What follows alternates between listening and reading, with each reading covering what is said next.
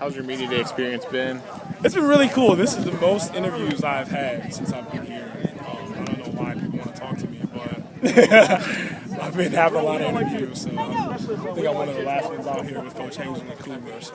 Word on the streets, you live with Kurt Freitag. What's that like? Yeah, you know what? Actually, right now I live with Frankie Williams and a former teammate, Chris Quinn. But I lived with Kurt my first year here, and Kurt is a ball of fire.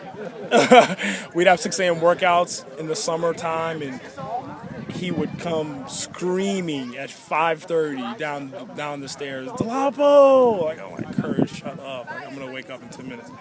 But he's a different individual in a good way.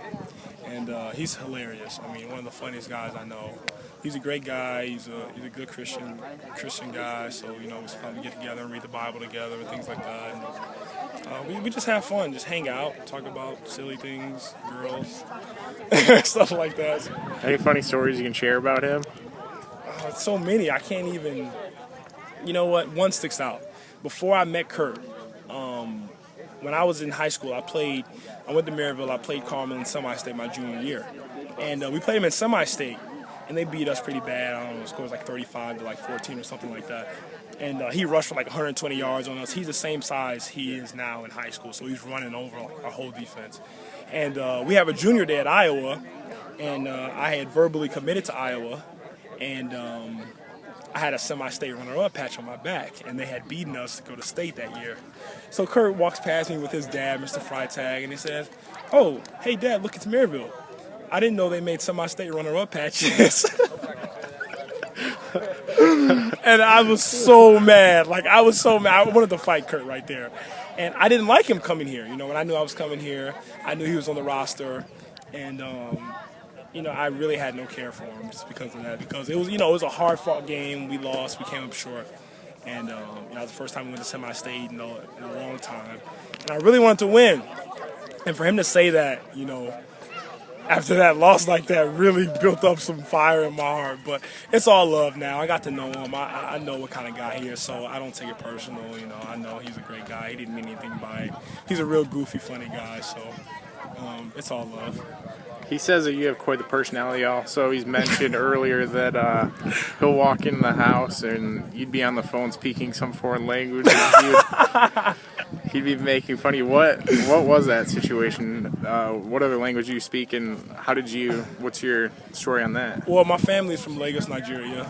I was born there, and we speak Yoruba.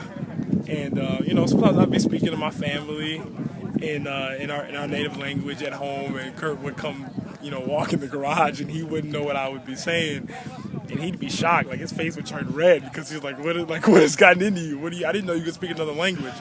So actually, that was my first language, and you know, he was just shocked. He didn't know. So that was when we just moved in together, and we were just getting to know each other. So after that, he would come in, and he would like try and like mumble what I'm saying. Like, when I'm talking to my mom, and I'm like, Kurt, be quiet. But he's a goofy guy, man. So what does that sound like when you speak it? Like if you were to say something, just a general sentence. I would say Bawuni.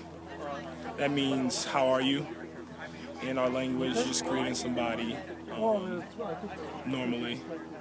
It's really it's a difficult language to understand, but you know, that's what I grew up on, and my whole family speaks it. And a lot of people are surprised because I don't really have an accent, but I can turn it on and off when I need to when I'm talking to my family. So a lot of people are shocked, but the people that know that I have a different name, they understand that I probably come from, you know, an African culture, and I have an African background. So.